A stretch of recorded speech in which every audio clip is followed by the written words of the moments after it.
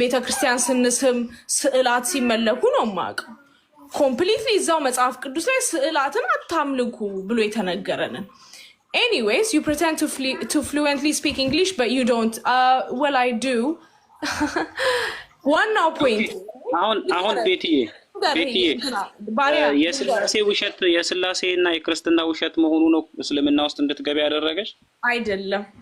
እሺ ምንድነው እስልምና ውስጥ እንድትገቢ ያደረገሽ? የመጽሐፉ ዩኒክ መሆንና የመጽሐፍትን ባልተቤቶች ሪፈር አድርጎ ማውራቱ ቅድም እንዳሳየው አንቀጽ። ሌላው ኮንሲስተንት የሆነ ሀሳብ በሰው ልጅ እንዳልተጻፈ ታውቀዋለህ። በቃ ከዛ ደግሞ ባለፈ ነቢያችን ሰለላሁ ዐለይሂ ወሰለም ሰላም በሳቸው ላይ ይሁን መጽሐፍም ማንበብም የማይችሉ ነበር። ቁርአኑ ላይ ደግሞ ምን ብሎ አረጋገጠ? እሳቸውን መጽሐፍና ማንበብ እንዳይችሉ ያደረግነው ነገ መታችሁ እንዳታስተባብሉ ነው።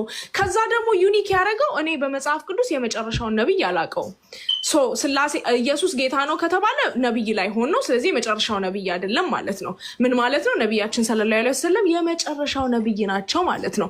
ከዛ ወደ መጽሐፍ ቅዱሱ ደግሞ ስታይ ወደ ድሮ መጽሐፍ ቅዱሱ ስታይ ኢቭን ሐሳቡን ስትረዳ የእውነትም ነቢያችን እንደሚመጡ ተረጋግጧል። እሱ ብቻ ሳይሆን የቁርአን የአጻጻፍ የሊትራሪ ጥበቡ ከዛ ደግሞ ብዙ ሰዎች አይ ከመጽሐፍ ቅዱስ ተገልብጧል ሲሉ ወደ ሳይንስም ወደ እውቀትም ደግሞ ወደ ሌላ ሪፈርስ አድርግ ጭራሽ ቁርአን እንዳልተገለበጠ ሳይንስ ራሱ ፕሩፍ አረገ ወይም ሊቆች ፕሩፍ አረጉ።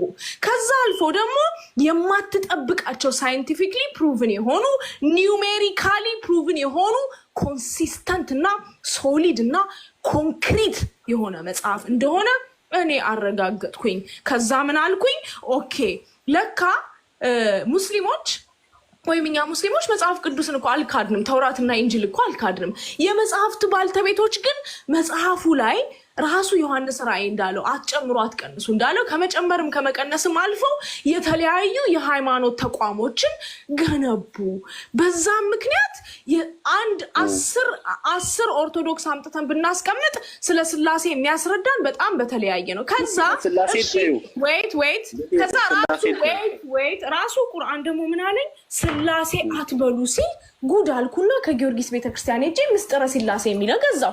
ምን ምስጥረ ስላሴ ሚስጥር ከሆነ ምን እዛ ጋር ሚስጥሩም አልተፈታም፣ እነሱ ሚስጥሩን አያውቁትም። ሚስጥር እስከሆነ ምንድነው ማምነው? ሌላው ኮንሴፕት ደግሞ መጽሐፍ ቅዱስን ሳነብ ስላሴ የሚል ቃል አጣሁኝ። ከዛ ቁርአን ግን የዛሬ 1400 ዓመት የተጻፈው ትልቁ መጽሐፍ ላይ ግን ስላሴ አትበሉ አለ። ነብያችን ስለ ስላሴ የሚያውቁበትም እውቀት አልነበራቸውም። ይሄን ደግሞ የምታረጋግጠው ስለ ጽንስ ስለ ኤምብሪዮሎጂ ሁላ ተጽፏል። ከዛ ደግሞ በሐዲስ ምን ብሎ ተነገረ? አላህ ሱብሃነሁ ወተዓላ ወይም በጅብሪል ይጠይቁሃል ተብሎ ነብያችን በቃ በጥያቄ ያስጨንቁሃል። እና አንደኛው ሐዲስ ላይ ሰዎች ተሰብስበው ስለ ጽንስ ጠየቋቸው ነብያችን ሰለላሁ ዐለይሂ ወሰለም። ከዛ ነብያችን መልሱን ሰጡ። ከዛ በሐዲስ ምን ተባለ? እስከዛች ደቂቃ ድረስ መልሱን አላውቀውም ነበረ።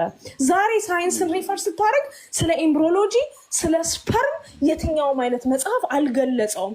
ከዛ ከሁሉ የበለጠብኝ አንድ አንቀጽ ደግሞ አገኘው።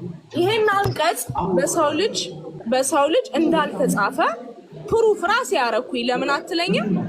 ይሰማል ባሪያ ይበልጣል። ሐሳቧን ትጨርስ። አዎ ጨርሽ እስቲ በደንብ ጨርሽና እኔ ካወራሽው ነገር 2 ፖይንት ብቻ ነው ያስኩት።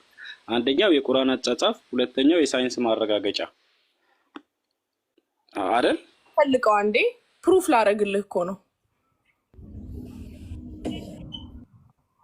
ዱከማት የቁርአን አጻጻፍና የሳይንስ ማረጋገጫ እስልምናን እንድቀበል አደረገኝ ነው ማለት አላልኩም። በጣም ከ10 ከ20 በላይ ፖይንቶች ስለጠቀስኩኝ ሁለቱን ነው ያስኩት።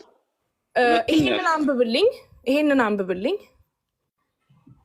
የዛሬ 1600-400 ዓመት በፊት ጄጉላር ቬን ምን እንደሆነ አይታወቅም። እንኳን ጄጉላር ቬን ስለ ቬን መቼ እንደታወቀ ሂድ ጉግል አርግ፣ ሂድ ሳይንስን ጠይቅ። ስለ ደም ቁርአን ውስጥ ይሄንን ቃል አገኘሽው አንቺ?